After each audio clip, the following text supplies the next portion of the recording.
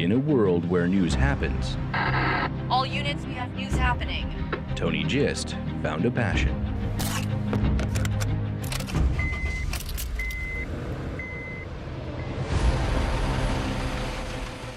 We've seen a few homeless people trickling around here. Out there in the water is a boat. If I zoom in with my... All you gotta do is stop by this place. Now he's looking to further his career in a new location. Where will he end up next?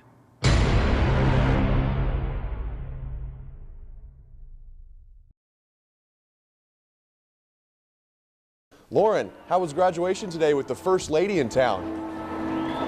Well, Ty, graduation has been very memorable, but very windy, as you can see. That's right, David and Smith are out here at 18th and Oak in front of the Safeway, collecting money for Relay for Life, all part of the Curbing Cancer campaign. So here's what we want. We want your money that's in your car seat right now, or maybe at the bottom of a cup holder. We'll take dollar bills or pennies, any type of change you have. And look, you can't miss us. We're in beautiful neon green and yellow shirts. We've got Beth Ford, Chris Wright, Ty Steele, and a dancing pig right out here at 18th and Oak. Every one of us knows somebody affected by cancer, whether it's yourself, friends, families, loved ones. So all of this goes towards research and ultimately finding a cure. Last year we raised $200. We want to raise more this year. So come out and see us. We've got 1 hour left. Reporting live from 18th and Oak, I'm Kitty DeLon, KVAL News. For sailor Kevin Hansen, that theoretically tells us where the wind's coming from. Give me 100 forward. the water is his favorite place to be. You get on the water and you forget everything you're doing, all your troubles when you're on the water.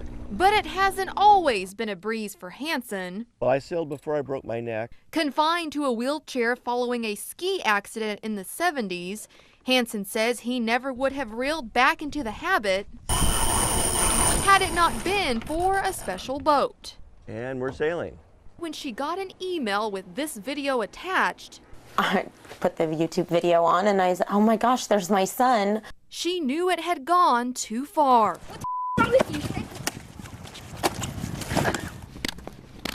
Jordan was walking home from school, but not long into his trip, he was attacked right here. They caught me by surprise when he just walks over and whack.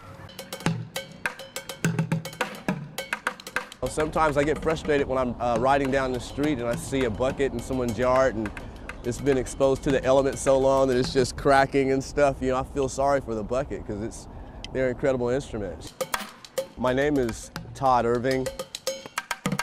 I've been playing 5-gallon plastic buckets for 12 years.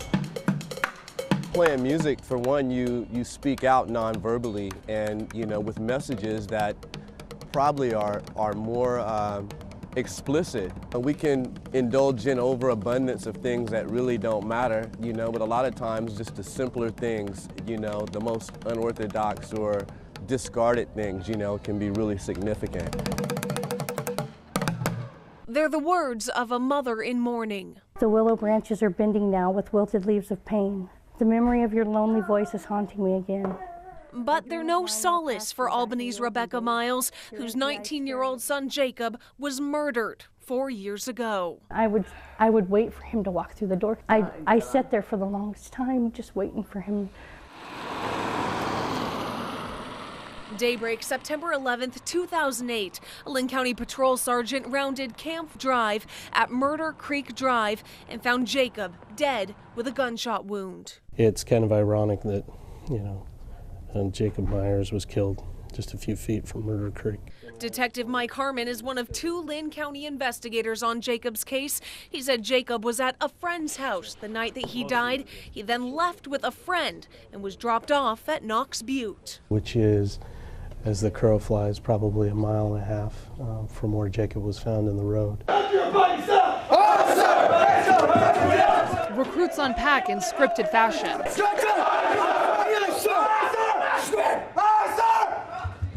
They call home. Get behind the white folks! Get behind the white folks! Aye, sir! Aye, sir! Also scripted. This is recruit 4. I have arrived safely at MCRD San Diego. I am next level contact. We'll be back to ma'am. So no matter 2 to 3 weeks, I love you. Goodbye. Electric clippers go to work, leaving recruits nondescript.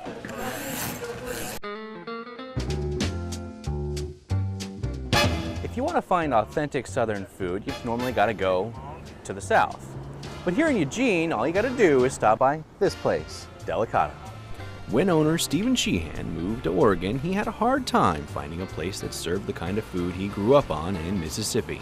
So he came up with a simple solution and opened his own food cart. Hi, my name is Stephen, and we're here today at Delicata. We're making today a Cajun Southern favorite, which is crawfish boulettes. And for those of you who don't know what a boulette is, in Cajun French it means small balls, and lots of people like small balls. So let me show you what we're doing here today. What we're gonna do first is we're just gonna mix some crawfish. We call this in the South, or in Louisiana, Mississippi, we call this the Holy Trinity because we put it about everything we do. And the parsley. Then I take some day-old bread, mix that all up in the bowl. Then you want to take 2 eggs just to bind it.